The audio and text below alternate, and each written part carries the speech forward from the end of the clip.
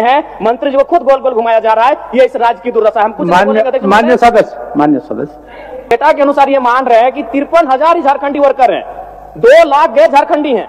तो कैसे हम अपने आप को संतुष्ट कर पाएंगे? ना हम संतुष्ट हो पा रहे हैं, ना आज इस शस्त्र को घरों में बैठकर जो झारखंडी देख रहे हैं वो युवा संतुष्ट हो पाएंगे। आप खुद मान रहे हैं, आप कह रहे हैं कि आपके पेरोल में 2,46,000 वर्कर नामित हैं, जिसमें मात्र 53,000 झारखंडी है। तो हम कैसे संतुष्ट हो पाएंगे? अगर उसको परसेंटेज में तब्दील करते हैं तो 21% होता है। तो अब किस मुंह से 75% आरक्षण की बात कर? मंत्री महोदय नया प्रभार है, इसलिए मैं इनको इस कार्य के लिए विशेष दोष नहीं दूंगा, लेकिन ये काफी गंभीर प्रश्न है और उत्तर में इन्होंने स्पष्ट कह दिया है। चूंकि मैंने ये प्रश्न मांगा था कि झारखंड के लोग निजी उद्योगों में कितने बहाल हैं, तो इनका उत्तर था, विभाग का जो उत्तर हमें मिला है, जिसमें इन्होंने 2.5 लाख के आसपास बताया कि इनके पेरोल में नामित है, जिनमें मात्र 53,000 झारखंडी है। और उसके बाद अध्यक्ष महोदय, सरकार का उत्तर है कि माननीय उच्च न्यायालय ने इस पर रोक लगा दिया है। ठीक है, हम भी मानते हैं माननीय उच्च न्यायालय ने रोक लगाया है दिसंबर के महीने में। तो अगर दिसंबर से पूर्व, यानी आपके पास जो डेटा है, जाहिर सी बात तो दिसंबर से पूर्व है, और अगर दिसंबर से पूर्व का डेटा है अध्यक्ष महोदय, तो इसका मतलब ये स्पष्ट है कि सरकार की लाख प्रयास के बावजूद भी इस नियम का अनुपालन नहीं किया गया है। निजी क्षेत्रों में 75% आरक्षण को बिल्कुल अनदेखा किया गया है। इसलिए मेरा सीधा सवाल यही होगा कि अगर जिन निजी कंपनियों ने आपके इस नियम का अनुपालन नहीं किया, क्या आप उस पर कार्रवाई करने का पक्ष रखते हैं? माननीय मंत्री। अध्यक्ष महोदय, चूंकि उच्च न्यायालय में इस पे रोक लगा दिया गया है और जो माननीय विधायक जयराम माथुर जी का सवाल है, सवाल वाकई में लाजमी है महोदय कि इन्होंने पूर्व की बात किया है, तो महोदय हम जांच करा लेते हैं। अगर इस तरह की कोई बात उसमें आती है महोदय, और माननीय विधायक जी को भी हम सूचना दे देंगे, तो अगर किसी प्रकार की कोई गड़बड़ी होगा महोदय तो उस पर हम कार्रवाई करेंगे महोदय। अध्यक्ष महोदय, मेरा दूसरा पूरक है जो कि महत्वपूर्ण है।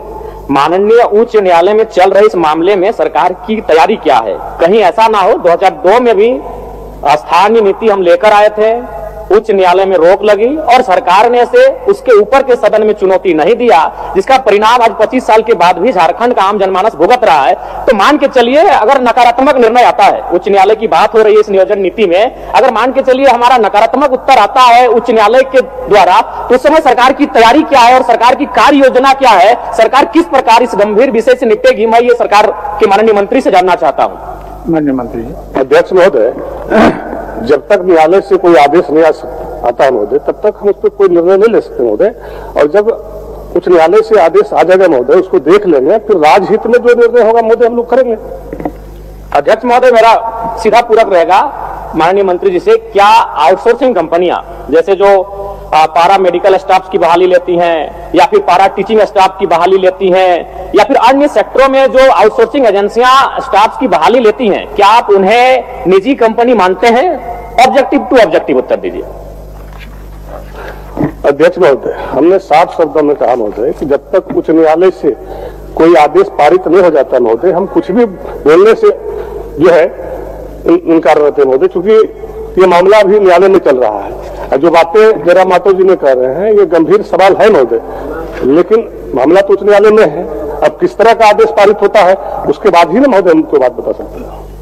महोदय, इसमें उच्च न्यायालय का तो विषय नहीं, हम बस इतना पूछे कि जो आउटसोर्सिंग एजेंसियां हैं, क्या वो निजी कंपनी के, आपका जो निजी कंपनी का प्रोटोकॉल है उसके दायरे में वो आउटसोर्सिंग एजेंसियां आती है कि नहीं है? इसमें बस मेरा यही सवाल है कि जो बहाली ले रही है वो निजी कंपनी है या नहीं है?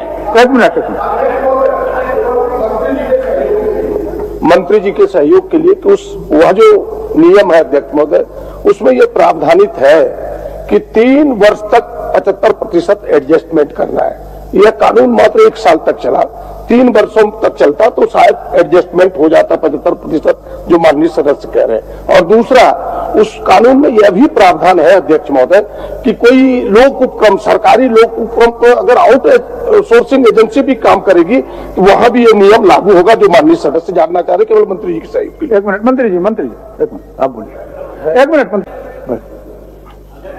एक के साथ जवाब दे दीजिएगा। बहुत ही महत्वपूर्ण प्रश्न है पूरे झारखंड के स्थानीय झारखंडी मूलवासी का अध्यक्ष महोदय। माननीय सदस्य जयराम भाई का यही है चिंता कि जो अभी एजेंसी मैन पावर जो रिक्रूट कर रही है सरकार के अधीन, क्या वो एजेंसी को आप निजी कंपनी मानते हैं, हाँ या ना?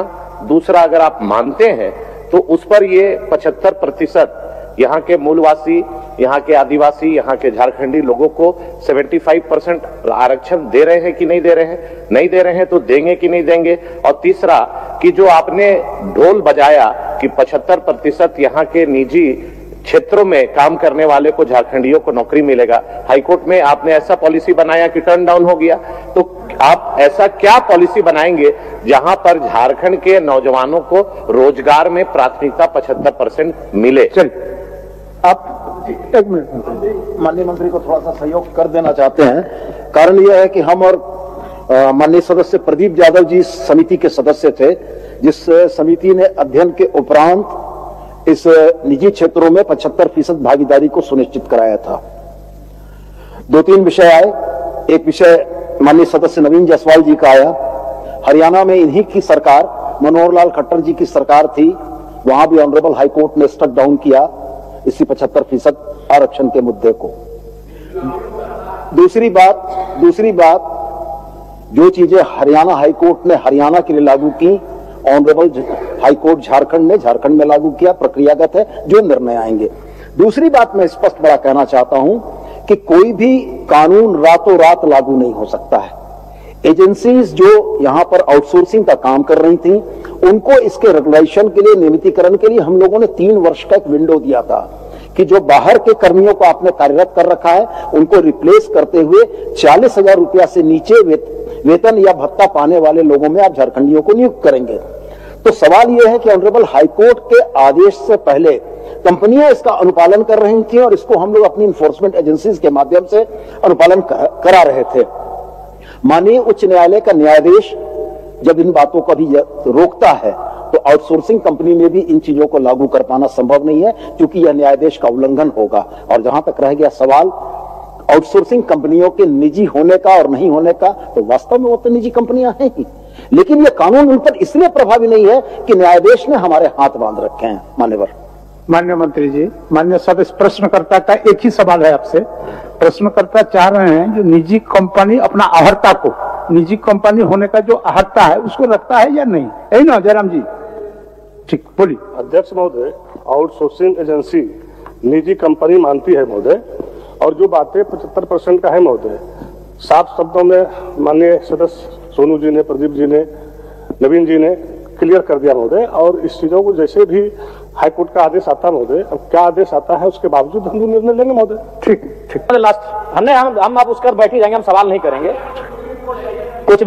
कुछ भी साफ नहीं है। अध्यक्ष महोदय, माननीय मंत्री, 2 मंत्री खड़े होकर हमें संतुष्ट नहीं कर पा रहे। हाईकोर्ट ने ठीक है दिसंबर महीने में रोक लगाया है, हम मान रहे हैं दिसंबर महीने में हाईकोर्ट ने रोक लगाया है, लेकिन आप जो डेटा दे रहे हो 2022 से लेकर 2024 तक का दे रहे हैं, और उस डेटा के अनुसार आप मान रहे हैं। अध्यक्ष महोदय, उस मैं मंत्री महोदय आपको दोष नहीं दे रहा क्योंकि आप नए आए हैं, लेकिन इससे पूर्व जो कार्यकाल जिन्होंने संभाला है उनसे भूल हुआ है, स्वीकारिए। दूसरी बात, हम बैठ रहे हैं, अब हम कुछ भी बहस नहीं करने जा रहे, राज्य की जनता सुन रही है।